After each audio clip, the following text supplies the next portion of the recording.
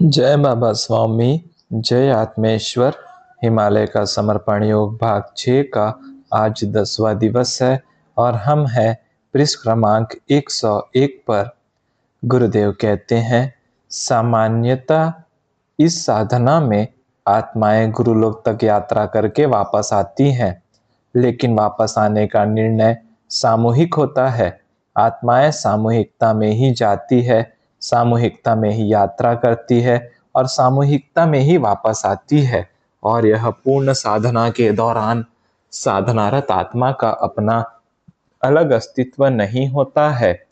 आत्माओं के इस आत्मीय भाव और तालमेल के बाद ही यह साधना की जा सकती है।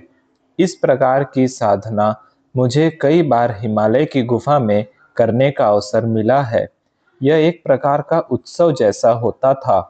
कुछ आत्माएं अगर एकत्र हो जाएं तो वे इस साधना को उत्सव जैसा ही मनाती हैं, लेकिन जितने लोग साधना में लीन होते हैं उससे भी अधिक लोग उन शरीरों की सुरक्षा का जिम्मा भी लेते हैं, क्योंकि उन शरीरों की सुरक्षा इस साधना का अत्यंत महत्वपूर्ण भाग है। इसीलिए इस प्रकार की साधना का मैं अभ्यस्त था, लेकिन यह प्रयोग प्रथम बार अकेले में किया था। और किया था कहने से अच्छा है कि परिस्थितियां ही ऐसी निर्माण हो गई कि इस साधना का प्रयोग मुझे करना ही पड़ा। और धीरे धीरे मैं अपने शरीर में आ गया। शरीर में आने के बाद शरीर पर नियंत्रण करने में भी समय लगा। प्रथम वो शरीर का एहसास किया कि शरीर में आ गया था। फिर धीरे धीरे हाथ की उंगलियां हिलाकर देखी, फिर हाथ हिलाया, फिर आंखें खोलने का प्रयास किया, क्योंकि आंखें नहीं खुल रही थी। फिर सांस को लंबा लेने का प्रयास किया, लंबी लंबी सांसें ली ताकि शरीर के सभी भागों पर नियंत्रण हो जाए। कुछ बार लंबी लंबी सांसें लेने के बाद पैरों की उंगलियों को हिलाने का प्रयास किया तो थोड़ी उंगलियां भी हरकत में आई। फिर से आंखें खोलने का प्रयास किया। इस बार आंखें खोल पाया, लेकिन बाहर का प्रकाश आंखों को सहन नहीं हुआ और मैंने फिर आंखें बंद की।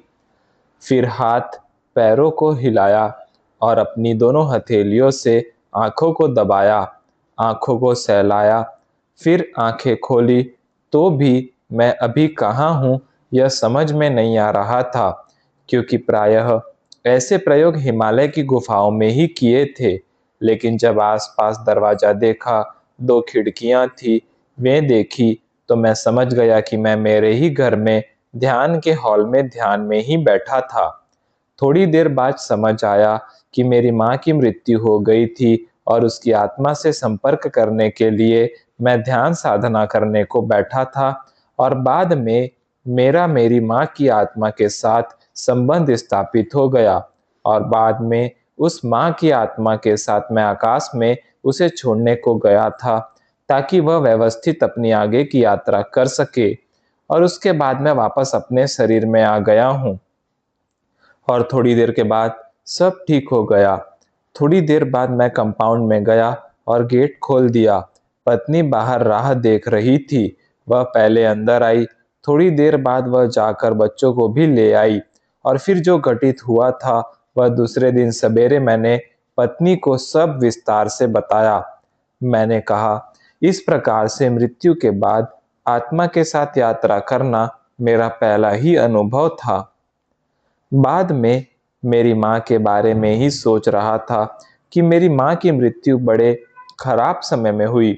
वह मुझे लेकर परेशान ही थी। मैं नौकरी छोड़कर इस आध्यात्मिक क्षेत्र में आया था, तो रिश्तेदारों ने मुझसे तो कुछ नहीं कहा, क्योंकि मैंने किसी से संबंध ही नहीं रखे थे। पर मेरे बारे में मेरी माँ को रिश्तेदारों से खूब ही बुरा भला सुनना पड़ा था। इस निर्णय से मेरी पत्नी पर भी आर्थिक दबाव आ गया था। मेरी पत्नी के जेवर आदि सब बेचना पड़े थे। ये सब बातें मेरी माँ को पता थी। कोई भी माँ अपने बच्चे का यह सब सुनकर दुखी ही होगी, जबकि जो निर्णय लिया वह हमारा स्वयं का था। मैं या पत्नी इसी निर्णय पर कायम थे। हमें कोई अफसोस नहीं था। मैं भी इस आध्यात्मिक मार्ग में मेरी पत्नी की सहायता के कारण ही टिक सका। लेकिन आज मैं दुखी था, क्योंकि मेरी माँ को मेरे कारण बड़ा दुख पहुंचा था। लेकिन बोलते हैं कि 100 सुनार की और एक लोहार की, वैसा मेरे कारण मेरी माँ कितना भी दुखी हो, एक अच्छा कार्य मुझे मेरी माँ के लिए करने को मिला। वह था मोक्ष के मार्ग पर उसे भेजना, वह जो उसकी मृत्यु के बाद मैं कर पाया। मुझे उससे एक आत्मीय समाधान मिला कि मैं मेरी माँ के लिए कुछ कर पाया था। पत्नी बाद में स्कूल में जाकर आई। वह बोली, मैं तो स्कूल में जाकर आई तो अलग लोगों से मिली, अलग वातावरण में गई तो मुझे अच्छा लगा। तुम भी कोई बाहर अपना कार्यक्रम लेकर आओ तो तुम्हें भी चेंज लगेगा, क्योंकि घर पर बैठे हो तो माँ की मृत्यु का ही विषय तुम्हारा चलता रहेगा। मुझे भी लगा कि मरना आसान होता है, जीना ही कठिन होता है। मरने वाला तो मर गया, अब हम थोड़ी मरने वाले के साथ मर सकते हैं, हमें तो जीना ही पड़ेगा। और इस मेरे परिवार के बारे में भी मेरी कुछ जवाबदारियां हैं, अब उनके लिए जीना ही पड़ेगा। मैं बचपन से सोचता था कि जिन बच्चों के माँ बाप मर जाते हैं तो वे उनके बिना जी कैसे लेते हैं। मुझे आज उसका उत्तर मिल गया था। माँ बाप का संबंध समाप्त होता है तो पत्नी और बच्चे यह संबंध बन जाता है, और मनुष्य का जीवन है जो चलते ही रहता है। एकांत में था तो मेरे सामने माँ के साथ जीवन में बिताए क्षण याद आ रहे थे। जिस प्रकार किसी झाड़ के जड़ पर प्रहार करो तो झाड़ को खूब दुख होता है, वैसे ही माँ बाप के प्रति जो भी बुरा व्यवहार हम करते हैं, इसका बाद में हमें खूब दुख होता है। इसीलिए बुजुर्गों ने कहा है कि माँ बाप का दिल मत दुखाओ, नहीं तो आपको भी दुख पहुंचेगा। माँ बाप की सेवा करो तो आपको समाधान मिलेगा। माँ बाप की सेवा में ही स्वर्ग होता है। लेकिन इन सब बातों का अर्थ माँ बाप जिंदा होते हैं तब कभी भी बच्चों को मालूम नहीं पड़ता। माँ बाप की कीमत तो उनके जाने के बाद ही मालूम पड़ती है। और माँ बाप में से प्रत्येक मनुष्य का तो माँ के साथ बड़ा ही निकट का संबंध होता है। वह शायद इसीलिए होगा क्योंकि पहले 9 महीने वह उसी के पेट में, उसी के सानिध्य में रहा था। और इसी कारण मनुष्य का एक अंतरंग संबंध अपनी माँ के साथ होता ही है, भले ही वह मनुष्य कितना भी बड़ा हो जाए। मुझे आज मेरे जीवन में आए हुए बूढ़े व्यक्ति भी याद आ रहे थे, जो 80-90 साल की उम्र में भी अपनी माँ की याद करके अपनी आंखें गीली कर रहे थे। आज लग रहा था माँ एक अलग ही रसायन है, जिस पर कुछ सोचने की, कुछ विचार करने की आवश्यकता है। जब सब कुछ अच्छा हो रहा था तो मेरे कारण मेरी माँ के लिए बुरा वातावरण घर में हो गया था, और उस बुरे वातावरण में ही उसकी मृत्यु हुई। वह सदैव स्वस्थ ही रहती थी, कभी वह बीमार पड़ी या मुझे याद नहीं, लेकिन वह पहली बार अस्पताल में भर्ती हुई और घर आई और उसकी मृत्यु हो गई। वह अस्पताल में थी तो हम चिंतित थे, लेकिन घर आई तो हमें लगा वह ठीक हो रही है। लेकिन घर आने के बाद तो उसकी अचानक मृत्यु ही हो गई। मेरी माँ के मृत्यु के बाद माँ यह विषय ही मेरे लिए बड़ा संवेदनशील हो गया। बाद में कोई भी मिलता था तो मैं कहता था, अपनी माँ की बात मानो, अपनी माँ की इच्छा प्रथम पूर्ण करो, क्योंकि उसकी इच्छा पूर्ण करके तुम्हें आत्मीय आनंद मिलेगा, और न कर सके तो उसके जाने के बाद दुख मिलेगा। मैंने मेरी माँ के साथ जो जो दुर्व्यवहार किया था, वे सारी घटनाएं मुझे बार बार याद आ रही थी। मेरी माँ का स्वभाव एकदम शांत था, वह कम ही बात करती थी। उसका अड़ोस पड़ोस में भी कहीं आना जाना नहीं था। उसका मानना था, अधिक संबंध रखने में ही संबंध खराब होते हैं, और अगर पड़ोसियों से संबंध खराब हो गए तो हमारा रहना कठिन हो जाता है। इसीलिए सदैव पड़ोसियों से अधिक संबंधी मत रखो, तो वह संबंध खराब होने का प्रश्न ही नहीं है। दूसरा, वह पड़ोसियों से संबंध नहीं रखती थी, ऐसा भी नहीं था। वह तीज त्योहारों पर या घर में किसी की मृत्यु हो जाने पर अवश्य मिलने जाती थी, लेकिन अधिक संबंध उसका किसी के साथ भी नहीं था। मेरे जीवन में मैंने देखा था कि मेरी माँ की एक ही सहेली थी, श्रीमती गुरु उनका नाम था। उनके कोई बच्चे नहीं थे। उनके पति सदैव मार्केटिंग के दौरों पर ही रहते थे। उनके घर माँ कभी-कभी हमें भेजती थी। वे भी कभी-कभी हमारे घर को आती थी। माँ जैसे थी वैसे ही वे थी। वे भी कम बोलती थी। माँ बोलती थी, उसको बच्चे नहीं हैं इसीलिए वह दुखी है। इसीलिए तुम्हें उसके घर रहने भेजती हूँ ताकि उसका यह दुख कम हो सके। और वह सैली भी हमें बड़े प्रेम के साथ अपने घर पर रखती थी। उसके घर के पास एक बगीचा था, उसमें वह लेके जाती थी। इसी बगीचे में माँ हमको भी कभी-कभी लेकर जाती थी, या कभी-कभी ये दोनों सहेलियाँ यहाँ एकत्र होती थी। इस बगीचे में ही इन दोनों की दोस्ती हुई थी। बाद में एक दिन पता लगा कि वे गर्भवती थी, तो माँ को बहुत खुशी हुई। माँ उनकी गर्भावस्था के समय उनकी मदद करती थी। और बाद में पता चला कि बच्चे को जन्म देते देते ही उस बच्चे की और उनकी मृत्यु हो गई। यानी जिस बच्चे की राह वह पति पत्नी सालों से कर रहे थे, वही बच्चा उनके जीवन में पत्नी की मृत्यु लेकर आया। उस दिन मैंने प्रथम बार माँ को दुखी देखा था। माँ कम बोलती थी, इसीलिए वह क्या सोचती थी वह पता ही नहीं चलता था। माँ के दैनिक क्रम में कुछ भिखारी थे जिन्हें वह दान देती थी। एक चने वाला था जिससे वह शुक्रवार को चने खरीदती थी और हर शुक्रवार चने गुड़ का प्रसाद देवी को चढ़ाती थी। एक नालियां साफ करने वाला प्रभाती कर्मचारी था जिसे वह पानी या चाय पिलाती थी। एक गाय थी जिसे वह रोज घोग्रास देती थी। रोटियां बनाते समय जो पहली छोटी रोटी बनती थी, उस पर ही भात, दाल, थोड़ी सब्जी ऐसा बनाकर वह रोज गाय को प्रसाद के रूप में देती थी। उसकी गाय भी निश्चित थी, उसे ही वह प्रसाद देती थी। एक सांड भी था जो कभी-कभी रोटी लेने उसके पास आता था। मेरे से जो छोटी बहन थी, उसके साथ उसका अधिक संबंध था और वह सभी बहनों में बड़ी थी। इसीलिए वह कार्य में भी उसकी मदद करती थी और वह भी उसी के जैसे स्वभाव की थी, एकदम शांत थी। वह बहन मेरी माँ की ही कॉपी थी। मेरे घर में आने वाले मित्र या मेरी बहन की आने वाली सहेलियां भी एक दो ही थे, लेकिन उनके मेरी माँ के साथ भी अच्छे संबंध थे। शहजाद करके एक मुस्लिम मित्र भी मेरे घर आता था। मेरी माँ के उससे भी अच्छे संबंध थे। वे आने वाले मित्रों को खाने के लिए सदैव कुछ न कुछ देती ही थी। वह जाति धर्म के ऐसे भेदभाव कभी किसी के साथ नहीं रखती थी। उसका हृदय विशाल था। उसके घर पर आने वाले सभी के साथ अच्छे संबंध थे। मेरी मौसी कहती थी कि यह जीजी बचपन से ही बड़ी अच्छी है। मेरी माँ को जीजी कहते थे। पहले के जमाने में नाम लेकर पुकारने की प्रथा नहीं थी।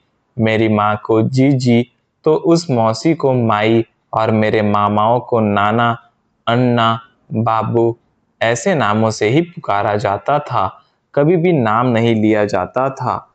मेरी माँ हरिद्वार के किसी राम नाम के बैंक की भी सदस्य थी। वह एक कॉपी में श्री राम जय जय राम मंत्र लिखकर कॉपी भर के भेजती थी। वह बैंक वाले उसके नाम से इस जाप को उसके अकाउंट में जमा कर उसे नई कॉपी जाप लिखने को भेजते थे। वह खाली समय यह मंत्र का जाप लिखती थी। वह अड़ोसी पड़ोसी से कम संबंध रखती थी, लेकिन वे सभी उसे एक सम्मान की दृष्टि से ही सदैव देखते थे। वैसे वह स्वस्थ थी। प्रसव काल छोड़कर वह कभी बीमार पड़ी या अस्पताल में भर्ती हुई, यह मुझे कभी याद नहीं। यानी उसका मिलना जुलना अपने घर तक ही सीमित था। हाँ, शाम को वह अवश्य एक राम मंदिर में दर्शन करने को अपनी बड़ी लड़की को लेकर जाती थी। वह उसका घूमना भी था और देव दर्शन भी। बाकी समय वह पूरे दिन घर पर ही रहती थी। मेरे जीवन में मेरी माँ मेरे ऊपर चिल्लाई या मुझे डांटा, यह मुझे याद नहीं। हाँ, मैं कब कब उस पर चिल्लाया यह अब मुझे याद आ रहा था। तब भी वह शांति रहती थी। पिताजी जो भी साड़ी लाकर देते थे वही वह पहनती थी। वह कभी मार्केट गई यह मुझे याद नहीं। घर का किराना सामान वगैरह सब पिताजी ही देखते थे। इसीलिए बाहरी जगत का माँ से कोई संबंध ही नहीं था। और माँ और पिताजी खूब बातें कर रहे हैं ऐसा भी नहीं था। उसकी बातें अपनी बड़ी लड़की से ही अधिक होती थी। मेरी माँ पढ़ी लिखी थी, टीचर ट्रेनिंग उसने किया था। हाँ, नौकरी कभी नहीं की, यह भी सत्य है। उसका सारा टीचर ट्रेनिंग अपने बच्चों तक ही सीमित रहा। दूसरा, मेरी माँ को नींद कम ही आती थी, इसीलिए वह कहती थी कि भाग्यवान लोगों को ही नींद आती है। इसीलिए वह नींद में से कभी किसी को नहीं उठाती थी।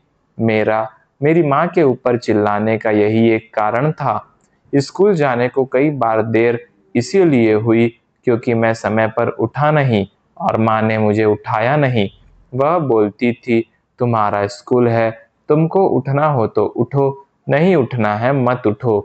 तुम्हें तुम्हारी ही चिंता नहीं है तो मैं क्या करूं? जीवन भर थोड़ी मैं तुम्हें उठाने वाली हूँ। तुम्हें अपने आप उठने की आदत होनी चाहिए और मुझे स्वयं नींद नहीं आती है। इसीलिए जिसे आती है उसे नींद में से उठाना मुझे अच्छा नहीं लगता। इसीलिए मैं तुझे ही नहीं किसी को भी नींद में से नहीं उठाती। अब तेरे पिताजी को भी मैं कभी उठो काम पर जाओ ऐसा नहीं कहती। वे स्वयं ही उठ जाते हैं और चले जाते हैं। तू भी अपना उठ जाया कर और स्कूल जाया कर। नवरात्रि के समय गांव के सभी देवियों के मंदिर में वह एक बार अवश्य जाती थी। वहां जाकर ओटी भर के आती थी। ओटी यानी एक प्रकार की पूजा ही है जो प्रत्येक प्रमुख देवी के मंदिर में करती थी। और जब मैं बड़ा हुआ तो इसके लिए सारा खर्च मैं ही उठाता था। जब तक मैं कमाता था यह मेरा नियम था। मुझे मेरी माँ की यह सेवा करना अच्छा लगता था, लेकिन बाद में वह भी बंद हो गया। प्रत्येक मनुष्य का ही, फिर वह चाहे पुरुष हो या स्त्री हो, उसका अपने माँ के साथ एक विशिष्ट लगाव सा होता ही है और उम्र बढ़ने के साथ वह बढ़ते ही जाता है। हमें लगता है कि बच्चे ही अपनी माँ को याद करते हैं, लेकिन नहीं, बूढ़ों को भी अपनी माँ की बातें करते और माँ को याद करते हुए देखा है। इसका कोई विशेष कारण ही होता है। वह कारण यह होता है, पहला स्पर्श, पहला संबंध, पहला प्रेम मनुष्य कभी नहीं भूलता है। वह वैसा ही कुछ होता है। इसका अनुभव मुझे तब आया और लगा माँ याद आती है माँ के जाने के बाद। ऐसा ही मेरे एक गुरु अपने गुरु के लिए कहते थे कि गुरु याद आता है गुरु के जाने के बाद, गुरु समझ आता है गुरु के जाने के बाद, गुरु पास आता है गुरु के दूर होने के बाद, गुरु को पाते हैं गुरु को खोने के बाद, गुरु का शरीर छोड़ने के बाद शरीर रूपी एक बाधा दूर हो जाती है।